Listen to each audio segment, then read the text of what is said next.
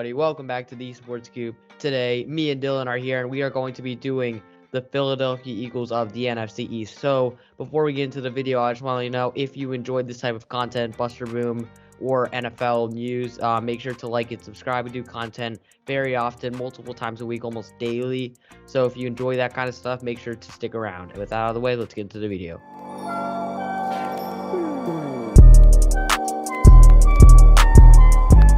Segment of this episode is key players, and this Philadelphia Eagles team don't have many.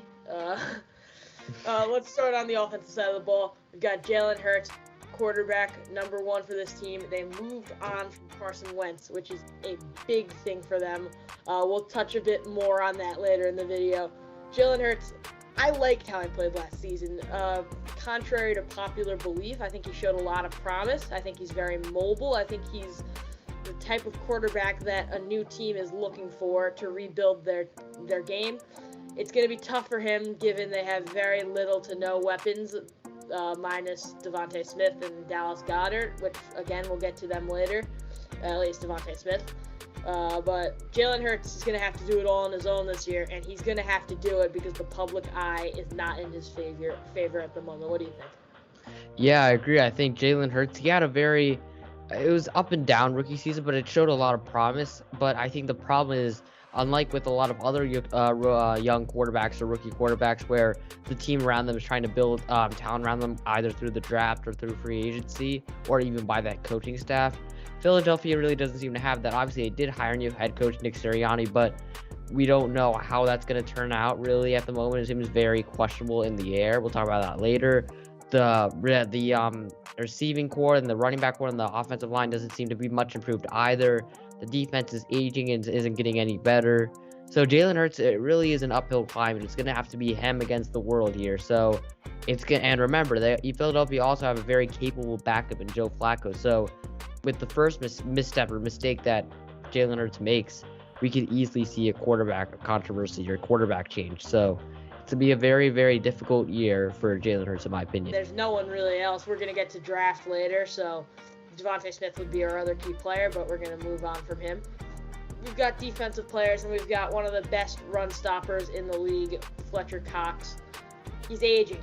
There's not much I can say about it. He's not the same player he was in their Super Bowl winning year. Still a great player, but I wouldn't expect the same production out of him that we could get in the late 2010s decade. I think this might be the last year that we see Pro Bowl level Fletcher Cox.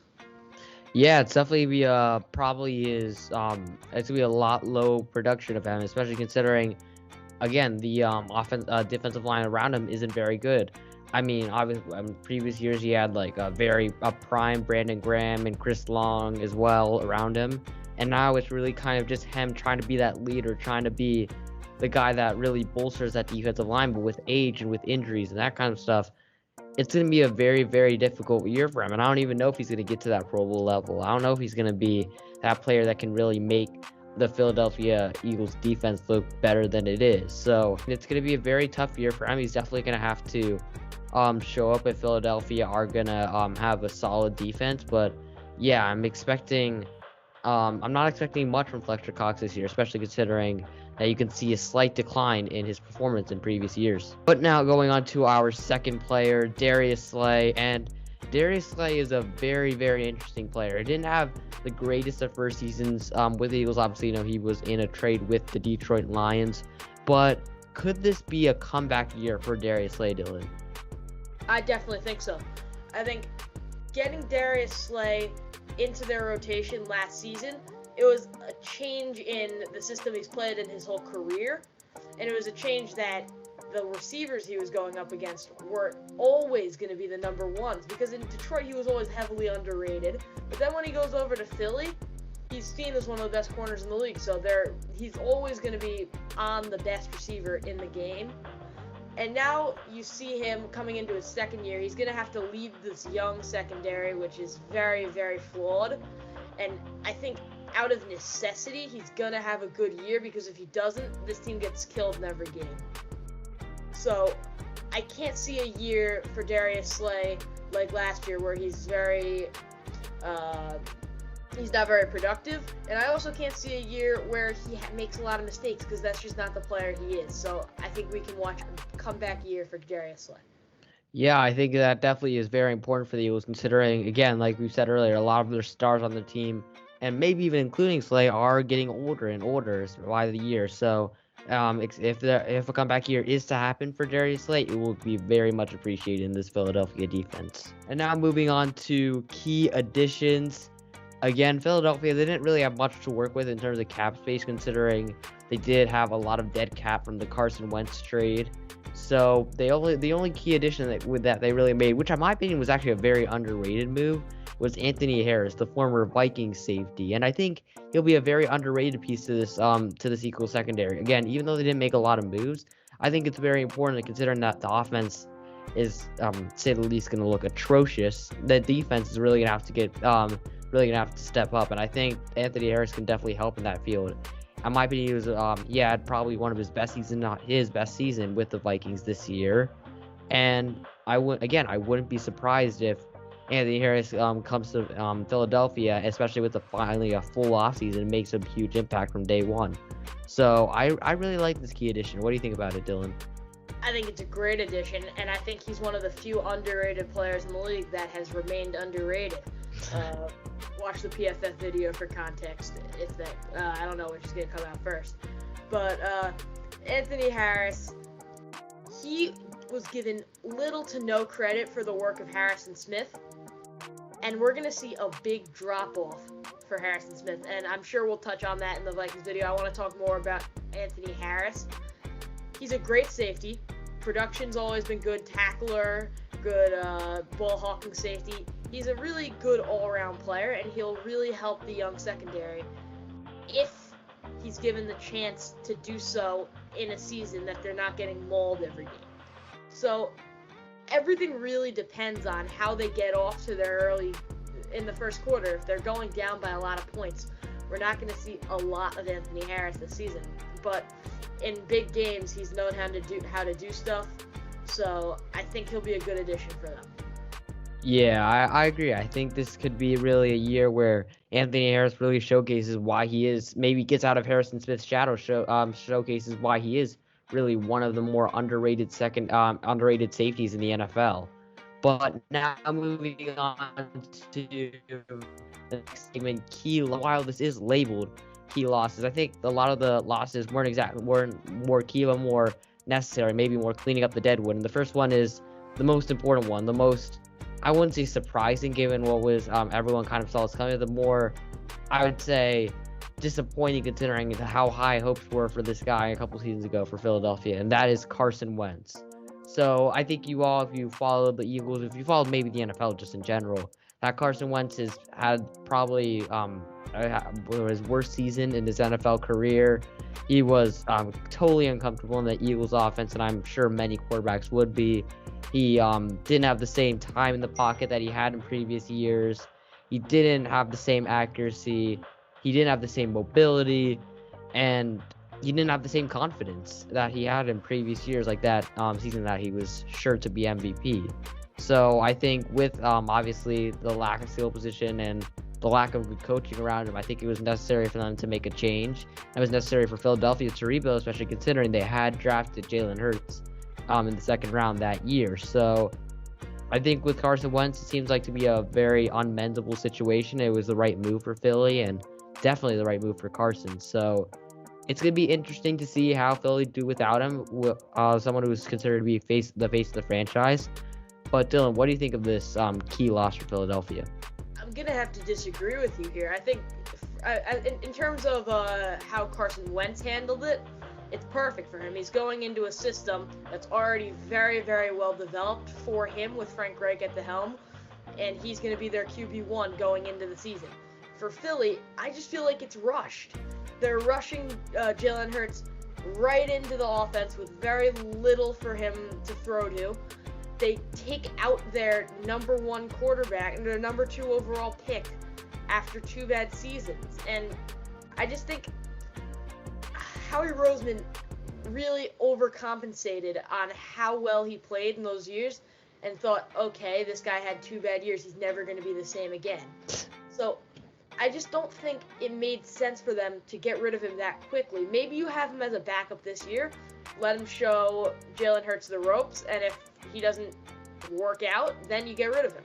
But getting rid of him this year, this early in his career, where he can so easily make a jump up in a better system than the Philadelphia Eagles, I think they're going to live to regret it. I wouldn't say, though, I agree with some points, but I wouldn't say really Carson Wentz could really show Jalen Hurts the ropes, because I think Philadelphia had to get rid of him, because one of the main reasons why Carson Wentz wanted to leave, because they felt like they were kind of rushing him out. They were kind of putting pressure on him with the Jalen Hurts pick, and I think he wouldn't really be the right mentor for Jalen Hurts, considering the complicated, awkward relationship with him. But other than that, I do agree. I think the situation for Carson going into Indianapolis will be perfect for him. I could definitely see him turning around, especially considering I wouldn't even say it was 2 bad seasons. I think it was just this bad season. Last season, he kind of, I think he was the main reason why they were in the playoffs last season. So, but I think going into Indianapolis, I think he will have potentially a renaissance. Other key players, I'm gonna list them all in a group because I feel like they all have they're similar. Yeah, they're all similar reasons for why they're getting released, whether on the offensive defense side of the ball. Those are Deshaun Jackson, Alshon Jeffrey, Malik Jackson. What you could really say about these guys, while they were great players, I think most of them, they had huge contracts. They didn't fulfill what they were what the Eagles hoped they could do with this roster, and they were very injury prone and weren't showing up on the field enough. So I think it was the right call to release these guys, even though I feel like they can make impacts on their team. Maybe not Deshaun Jackson or Alshon Jeffrey, but Malik Jackson definitely can have a decent career somewhere else. But I think for these guys, it's all the same story. Why they had to release. It's a rebuilding year for Philly, and I think this was some of the dead wood that had to be cut. Now moving on to the draft, and we're only going to go over the first few picks here. With the first one, I really like this pick. I mean, I'm actually going to go from second round to first round, so you'll understand why later. But first, we're going to go with their offensive line pick, Landon Dickerson from Alabama. And I really like this pick. Philadelphia, obviously, their offensive line, again, I keep on saying this, but they're aging. Like, their entire team is just old. So I think, especially considering how many times we saw Carson Wentz got sacked last year and Jalen Hurts when he took over, the offensive line, especially the interior of the offensive line, needed to be revamped so the quarterback, whoever that would be, could step up into the pocket and have maybe a sliver of time to throw to the wide receivers, who will take a long time to get separation, considering their lack of quality, for lack of a better term. And I think I not really much to say here. I think Philadelphia got a solid run blocking offensive lineman and a very solid pass blocking offensive lineman. Yeah, I completely agree with that. You have the player on the board that you need, you have the player on the board that you get. And it's something we don't see very often with the Eagles. They hit the jackpot there. And with their first round play that they decided to screw over the Giants, they take Devontae Smith. And it shocked me that they did that in terms of trading up. It was obviously that once they did, I knew that was what they were going to do. But it just felt petty, and I loved it. I love that type of rivalry in the NFL. It's going to bring a lot of heat in big games, and we'll get to the key games later. It's going to be really Giants versus Eagles for a long time now, with what they did in Week 17 and what they did in the draft.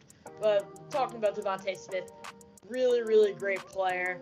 I think he'll be the wide receiver 1 out of the rookie class this season, just because he's going to be the number 1 option. I don't think he's more talented than Ja'Marr Chase, but giving him the ball as their number 1 receiver, there has to be a thought, and I'm just saying this for the potential possibility. I'm not one of those people that thinks undersized receivers are automatically going to be busts in the NFL draft because they can't catch the ball over big corners or whatever, blah, blah, blah. But Devontae Smith, now, the Eagles have taken, instead of the bigger receiver, which obviously Devontae Smith was the right pick given who's open at the time, because Waddle was taken and Ja'Marr Chase was taken, so I'm not knocking the pick. But Aguilar, undersized. Didn't work out in Philly. Arcega-Whiteside, undersized. Didn't work out in Philly as of now. Rager, undersized. Took him over Justin Jefferson. Hasn't worked out as of now. There has to be something to be said that they keep taking these faster inside receivers instead of going out and getting a dominant one. And I'm not saying DeVonta Smith can't be that. I think he definitely can be. But there has to be something said about that. And I think the problem really is that DeVonta Smith will really be the only weapon for Jalen Hurts unless someone like Jalen Reagor, like we talked about earlier, really makes a step up. Dylan, do you think that could possibly happen? I do think it's a very strong possibility that Jalen Reagor steps up and is a very, very dangerous player for defenses to plan around, because he can be that gadget player. He can end up being a vertical threat also. But I wouldn't say it's a probability, because there are so many fast nickel corners, fast slot corners that can catch up with Jalen Reagor now. And I know that's crazy. Jalen Reagor is incredibly fast, but it's not out of the blue to see a fast, undersized receiver just not work out, and that's what I think is going to happen this year. And I'm not saying he's got no talent. I think he'll find his way later in his NFL career. But this year, having him as a 2 receiver or a slot receiver for a struggling offense is not going to work out. But hopefully it does. I'm rooting for the guy. Yeah, I think it's obviously be a lot of pressure on him to really live up to being picked before Justin Jefferson. And like you said, that offense is really going to struggle. And especially with a new head coach, Nick Sirianni, he's really going to have to kind of steer a sinking ship. Do you think, Dylan, that he could potentially be the long-term solution? Because for me, I think it's going to be a very difficult. Obviously, we saw with the press conferences were very awkward, a bit weird. He seemed to be a bit lagging some confidence. He was really brought in to be that Frank Reich prototype for Carson Wentz, but then when Carson Wentz leaves, it kind of puts Philadelphia more in a sticky situation. So how do you think, Dylan, he will be able to really change the Eagles if he can? I don't think the hire is what bothered me about this. It's the timing of the hire. He was supposed to be there for Carson Wentz. Carson Wentz is gone. Now he's kind of just sitting there with very little offensive talent and nothing to work with. And in the NFL, it's an unforgiving business. I can't see him lasting more than 3 years. Oh, so I agree. I mean, nowadays only the best of the best head coaches make it. It's like the NFL is a what have you done for me recently league. And if Nick Sirianni fails in his first few seasons, he'll probably get a bit of slack for this season. But if he fails in back-to-back seasons, it could be a very short stay in Philadelphia, especially with the crowd there. And now going on to the next segment, I'm not going to spend too much time on this, but now we're just going to go over some of the key games for Philadelphia. And when you look at Philadelphia, there are kind of 2 stretches really that will really test them. I think from week 2 to 4, they'll play San Francisco, Dallas, and Kansas City, teams that all strike me as playoff teams. San Francisco will obviously try to get back to their best in the Super Bowl like they were a couple seasons ago. Dallas trying to same with them, except they're trying to recover from the Dak Prescott injury and maybe get them back to the playoffs. And Kansas City, we all know they are one of the best offenses in the league. And the second stretch is from week 12 to week 14, 16, and 17, where they play the Giants, Washington, and Dallas, which is a tough, I wouldn't say a tough when you're talking about the NFC East, but it's a very important for Philadelphia, even if they probably won't be in the contention for the NFC East. So I think that's going to be probably the 2 biggest stretches for Philadelphia throughout the entire season. But it's going to be fun to watch that game stretch just to see them try to play spoiler, because they're not going to have a chance. Oh, 100%. Spoiler could be very important, but we could also see maybe, who knows, they might be in tanking at that point of season, especially if they struggle early on. Now going on, though, to our record predictions, the last part of this video. Dylan, give a quick overview and eventually your record prediction. Alright, I'm just going to go off on a little bit of a monologue here. After a really, really bad season, Howie Roseman did very, very little to improve his team. He had his constant cheeky attempts to destroy the Giants, but still, the Philadelphia Eagles, I think, have the worst roster in the NFC. And it's going to show this season. And while DeVonta Smith is a great player and a great ad, they've taken another undersized receiver with an early pick. So we've seen it before, we might see it again. I doubt it. He's a great player. He's different from all the other guys, but there is something to be said about it. And I'm going to say, unless Jalen Hurts becomes Russell Wilson or Deshaun Watson overnight, I can't see the Eagles winning more than 6 games this season. Sirianni is an interesting coach, an interesting choice, but I don't think if he's unsuccessful for 2 or 3 years, I can't see him staying. Not a good offseason. very, very much very strong possibility for having the number 1 overall pick next season. I'm going to say they're going to go 4-13 this season. I have to agree with you. I think 4-13 as well. That schedule isn't easy, and I think it doesn't help that I agree. I think they have arguably the worst roster in the NFC, so I have 4-13 as well. But that is it for the video. Again, if you enjoy, make sure to like and subscribe. Comment down below what you want to see next. We read all the comments. We love to talk to you guys about NFL stuff, NFL news. Tell us what you want to see. We always love hearing feedback. Again, we'd appreciate it if you stick around. We really love to get this out to as many people as possible. We will be posting very, very often now, especially considering we are out of school and it is summer. So, with that out of the way, thanks for watching.